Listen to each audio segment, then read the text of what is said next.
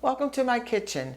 My name is Beverly, and on today's episode of Cooking with Love, I'm going to be showing you my grandmother's recipe for icebox cake. The original recipe for icebox cake originated in the 1920s when Nabisco wanted to promote their chocolate wafers. So the recipe was whipped cream and chocolate wafers. Over the years, the recipe has been adapted to fit family needs. My grandmother used to always use graham cracker, plain graham cracker, fruit cocktail or banana, milk. You need Jello, chocolate pudding and vanilla pudding, hot and cold water, and the juice which I reserved from the fruit cocktail. So let's get started. To make my grandmother's version of icebox cake, I'm going to be using a 9x13 pan today. So I've got 2 small boxes of cherry Jello. You can use any kind of Jello you like. And we're going to follow the directions as if you were making Jello. So 2 cups of boiling water. Stir until it's dissolved. And I can remember my father saying how my grandmother used to make this icebox cake for him when he was a child. And especially in the wintertime around the holidays, my grandmother's refrigerator was very small. So she used to take the Jello and let it cool on her front porch. And as we went the layers, each layer, it'd go back to the front porch to cool. So when the Jello is all dissolved, we're going to be adding the cold, and I think my Jello's just about there now. So I substituted 1 cup of water with the reserve from the juice from the fruit cocktail to give it more flavor. So 1 cup of the juice and 1 cup of the cold water. I'm going to stir that in. And then we're going to add the fruit cocktail. This is 2 cans of fruit cocktail to get 1 cup of juice. Now all we're going to do is pour it into our pan and put it into the refrigerator. We want to let it just start to gel. And then when it starts to gel, we're going to take it out. We're going to put our graham crackers on top so it absorbs the juice.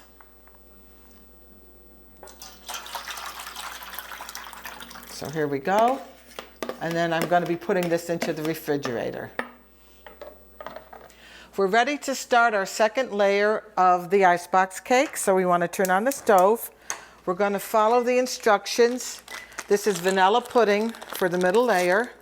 And when our Jello is almost set, semi-soft set, we're going to cook our vanilla pudding.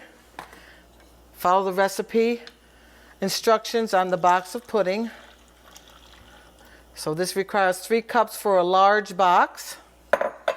And we want to stir it and cook the pudding till it's done. Make sure you stir continually so you don't burn the bottom of your pan. The pudding is now boiling, so I'm going to be turning it off. Now we want to assemble the graham cracker layer on top of the Jello.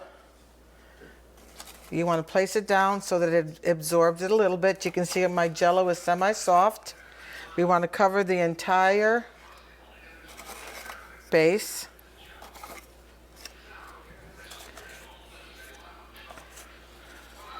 Just break apart your crackers to make them fit inside.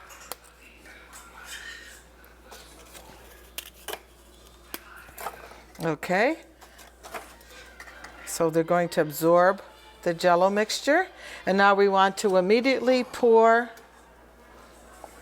our vanilla pudding on top. Don't worry, the Jello is going to melt again, but don't worry about that. You want a nice even layer spread, and then right back into the refrigerator.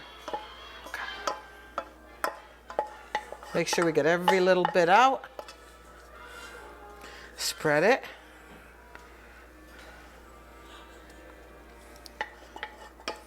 right, as soon as we lay the vanilla pudding down, put another layer of your graham crackers right away so they soften. And back into the refrigerator to cool.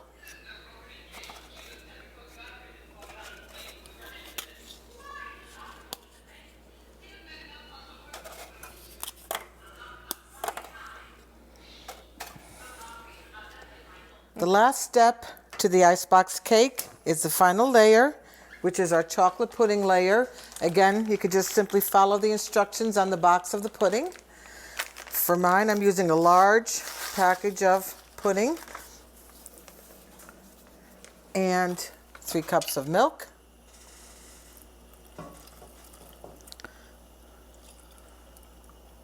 Again, stirring continually till it comes to a boil. Our chocolate pudding is now thickened. It's come to a boil, so we're going to turn it off. The final layer is the chocolate that goes on hot right on top of the graham crackers. And this is in a 9x13 pan. The instructions and the link will be at the bottom of the video. Make sure we get all that goodness out.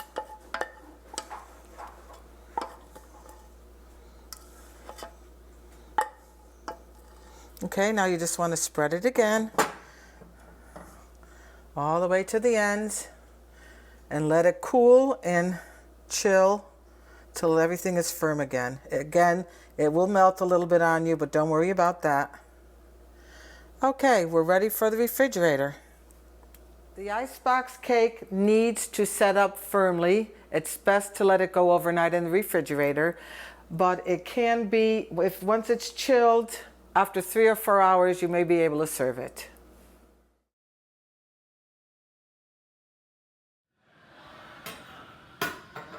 My sister Barbara has joined me today for a taste test of my icebox cake. It's sat in the refrigerator overnight. So we're going to give it a taste.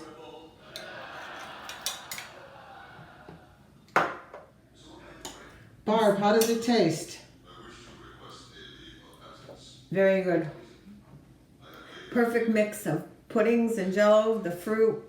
Tastes just like Grandma's. Great. Thanks, Bev. You're welcome.